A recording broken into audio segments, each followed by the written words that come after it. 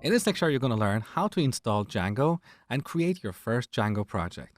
So here on the command line or terminal, let's create a new directory called Vidly. That is the name of our imaginary video rental application. Okay, now let's go in this directory and install Django using pipenv. So pipenv install Django.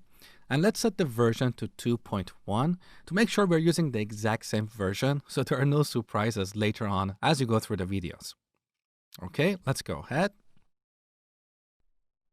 Beautiful. Now we need to activate our virtual environment.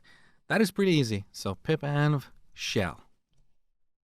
Okay, as you can see, the virtual environment for this project is activated. Beautiful.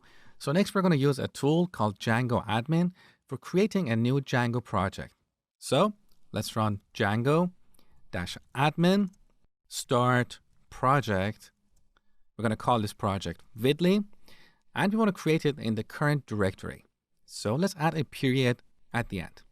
When we run this command, Django admin is going to create a basic website with some boilerplate code. You're going to see that in a second. So let's go ahead. Beautiful.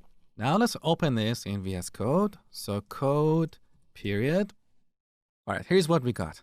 Django admin created this Vidly directory as well as this manage.py file. We use this manage.py to perform some administrative tasks such as starting our web server or migrating our database, populating it with data, and so on. You're going to learn about this as we go through these tutorials. Now, what is this Vidly directory? And why do we have two Vidly directories? The outer one and the inner one. Well, the outer one is the one that we created, and that's the container for this project. The inner one is simply a package that is essentially the core of our project. It has a bunch of settings, and that's where everything gets started. So what do we have here? We have init.py. You have seen this before. This tells Python to treat this directory as a package. Below that, we have settings.py. And in this file, we have various configuration settings for our project. Next, we have URLs, and this is where we define various URL endpoints for our application. And finally, we have WSGI, which is short for Web Server Gateway Interface.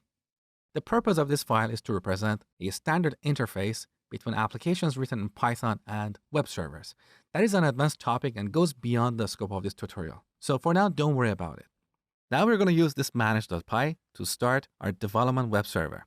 So open up manage.py. Now with our Python code open in VS Code, we can select our Python interpreter. So click this Python on the status bar. This is the Python interpreter that is installed globally. We need to change this to the Python interpreter installed in our virtual environment. That is this one here. We get this familiar message, linter pylint is not installed. So let's go ahead and install that. All right, now in this terminal window with Vidly virtual environment activated, let's run Python or Python 3, manage.py, run server. Now by default, this is going to start a development server on port 8000. If you have an application that is already listening on that port, you can specify a different port number here. In this tutorial, I'm going to go with the standard port. So let's run this. Okay, you get this warning. You have 15 unapplied migrations. Don't worry about that. We're going to get to that shortly. So as you can see, we have a web server listening at this address, and we can stop it at any time by pressing Control-C. So now let's navigate to this address. All right, here's our first Django project. Beautiful. Over the next few lectures, we're going to modify this application bit by bit and implement our imaginary video rental application.